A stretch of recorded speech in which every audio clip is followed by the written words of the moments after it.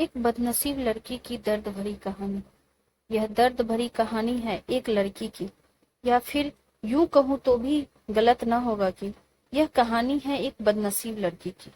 वैसे इस दुनिया में लड़की होना ही जीवन को काफी कठिन बना देता है, और जब आप देखने में अच्छे ना हो, पढ़ाई में भी अच्छे ना हो, तब सोचिए कठिनाई का लेवल क्या होता होगा। संध्या बचपन से ही पढ़ाई लिखाई में कमजोर थी।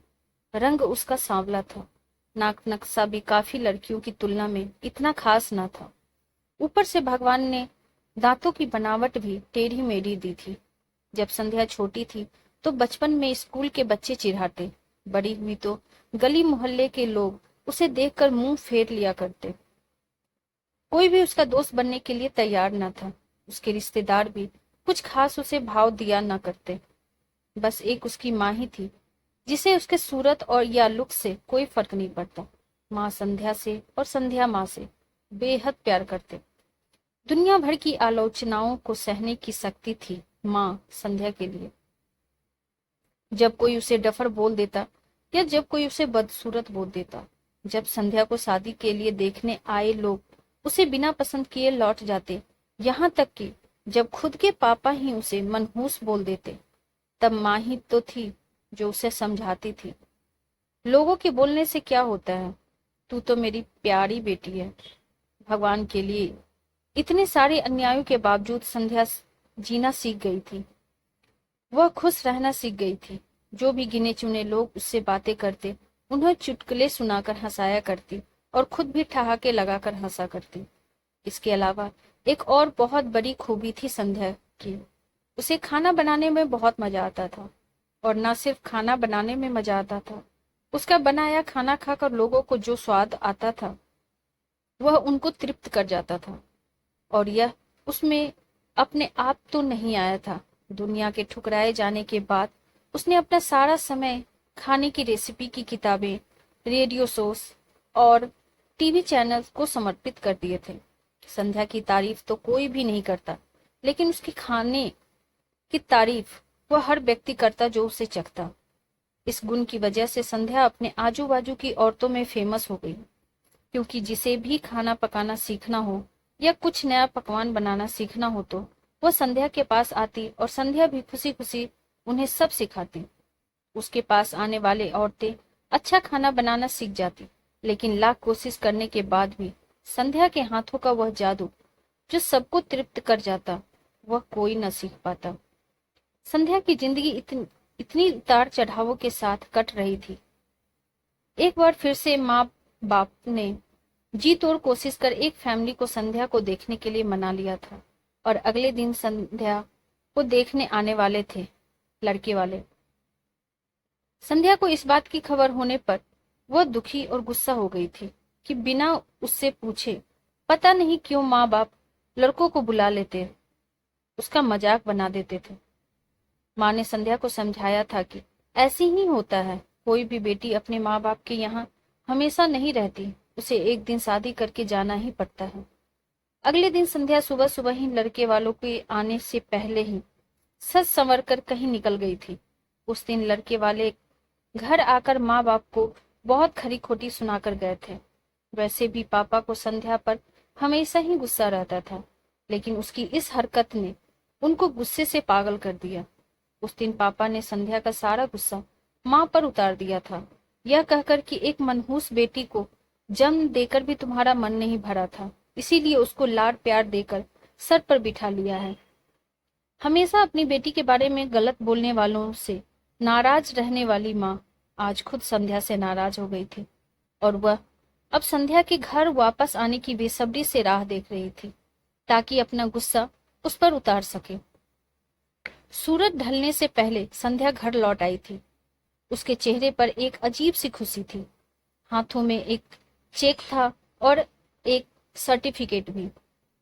संध्या माँ से कुछ कहना चाहती थी, लेकिन इससे पहले कि संध्या अपने मुंह से एक भी शब्द कह पाती, माँ ने उसे खरी खोटी सुनाना शुरू कर दिया। गुस्से में माँ बोलते बोलते इतना कुछ बोल गई कि संध्या ने कभी सपने में भी नहीं सोचा था। माँ ने कहा, बाकी सभी लोग सही थे, तुम सच में मनहूस हो, तुम्हारी वजह से हर कोई परेशान है। अच्छा होता जो तुम पैदा होते ही मर जाती, यह दिन न देखना पड़ता हमें। गुस्से में बड़बड़ाती और सब्जियां काट रही माँ ने एक बार भी संध्या की तरफ नहीं देखा था। संध्या माँ की बातें किसी पत्थर की मूरत की तरह सुन रही थी। पत्थर की ऐसी मूरत जिसके शरीर में तो जान न हो, लेकिन आंखों से आंसुओं की धारा बह रही थी। संध्या ने माँ से पूछा, माँ, क्या सच में तुम भी चाहती हो कि मैं मर जाऊं? क्या इतनी बुरी हूं मैं? अभी भी गुस्सा सर पर सवार होने की वजह से माँ ने कह दिया हाँ। बिना एक पल भी सोचे संध्या ने सीधा अपने कमरे में जाकर अपना कमरा अंदर से बंद कर लिया।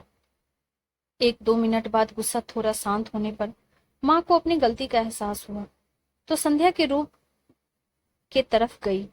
उन्हें पता चला कि संध्या ने रूम को अंदर से बंद कर लिया है, गुस्से में कुछ कर न ले, इसीलिए मानो तुरंत पापा को इस बात की खबर दी। दोनों ने काफी दरवाजा खोलने की कोशिश की, लेकिन जब नाकामयाब रहे तो दरवाजा तोड़ दिया। अपने स्कार्फ से फांसी का फंदा तैयार कर संध्या पंखे से लटक रही थी। ज्यादा वक्त नहीं हुआ था, वह सिर्फ बेहोश हुई थी। माँ पापा ने तुरंत उसे पंखे से अलग किया और बेड पर लेटाया। पापा ने तुरंत डॉक्टर को फोन किया। तब माँ का ध्यान बेहोश पड़ी संध्या के हाथ में पड़ एक चिट्ठी और पास ही में पड़े 5 लाख के चेक और 5 स्टार होटल में सेफ की नौकरी के लिए कंफर्मेशन लेटर पर पड़ी, जो संध्या अपने साथ लाई थी। माँ और पापा ने वो चिट्ठी खोलकर पढ़ी जो उसने अभी अभी लिखी थी। चिट्ठी कुछ इस प्रकार थी, मम्मी और पापा, मैं जानती हूँ मेरे जन्म से लेकर आज के दिन तक मैंने ऐसा कुछ भी नहीं किया है जिस पर आप गर्व कर सके, लेकिन मैं आपको बताना चाहती थी कि आज मैं खाना पकाने के नेशनल लेवल कंपटीशन को जीत चुकी हूँ और यह 5 लाख का चेक मुझे प्रथम स्थान पर आने के लिए मिला था, जिसको मेरा खाना इतना पसंद आया कि उन्होंने मुझे एक बहुत बड़े होटल में बतौर मास्टर शेफ की नौकरी के लिए कंफर्मेशन लेटर दे दिया था। पूरी दुनिया मेरे खिलाफ है, मुझे इस बात का कभी भी फर्क पड़ा ही नहीं था और ना ही बाबूजी की कड़वी बातें मैंने अपने दिल पर ली थी, क्योंकि मैं जानती थी बाहर से सख्त दिखते मेरे बाबूजी अंदर से तो मुझे प्यार ही करते हैं। प्यार न करते होते तो बिना मांगे मुझे कपड़े, मिठाइयाँ, पटाखे ये सब न ला कर देते। माँ के प्यार को कोई क्या बयां कर सकता है। मेरी माँ मेरे लिए मेरी सारी दुनिया थी। जब माँ मेरे साथ होती तो मुझे किसी बात की परवाह न होती थी। मेरी माँ मेरी थी, इसीलिए मुझे किसी और की जरूरत न थी। मेरी माँ मेरे साथ नहीं है तो मेरी दुनिया मेरे साथ नहीं है, इसीलिए मैं आज दुनिया को ही अलविदा कहकर जा रही हूँ।